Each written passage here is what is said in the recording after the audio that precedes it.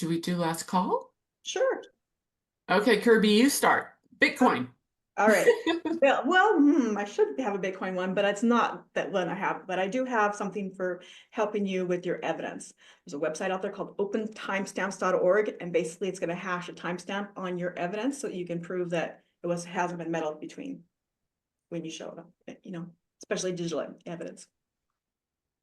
So, Amber. Um, so for me, it was actually the fact of what we're doing. And I know that's going to sound silly, but I was again not very informed about money laundering before I started watching the Ozark. But sometimes your pop culture shows can kind of give you exposure into something new, which is what Ocean Cocktail is really about.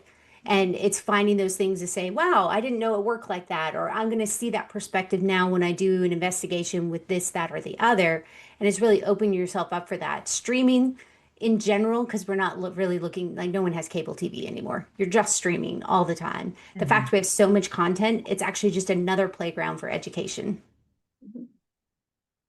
So, Cynthia. Actually, I was going to say something similar to that. Oh, look at that. See? It's where you learn things is going online, watching different movies, but you also have to have the understanding that it may not be exact or true.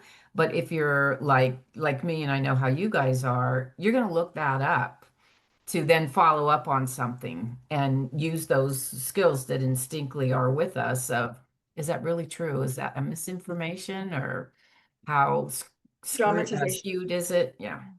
So I'm sorry. Okay, Go back to ahead. books. I Oh, have got it. The Haves and the Have-Yachts. Oh, Dispatches on the ultra rich. You would like this, Cynthia, because it starts with a lot of tech bros in Silicon Valley ah, and yachts and everything like that. However, the chapters are great. The one of the last chapters called The Big House: Life After White Collar Crime.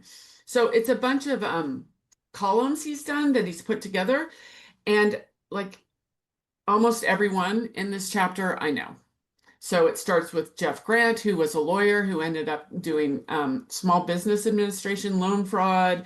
He was addicted to opioids after an injury, and he's going to be on my podcast, Fraudish, soon. He's been on it once before, but it's the ultra rich hold more of America's wealth than they did in the heyday of the Vanderbilts and Rockefellers. So what you were just saying, Cynthia, this guy interviews these people. He gets to interview people that, like, generally you got to dig to find. Like, there's a money manager in there that, she got on the wrong side of the Getty family and Getty's illegitimate children family. So the stories are kind of insane, but it gives you a perspective. Like, I mean, I don't live this life at all, but it gives you a perspective of it. And I think especially you, Cynthia, with the tech bros where you're yeah. at, very important. So yeah, That highly even throws recommend it. back, that throws back to even Amber and Cynthia's points, is that you're coming from a different perspective, something you haven't,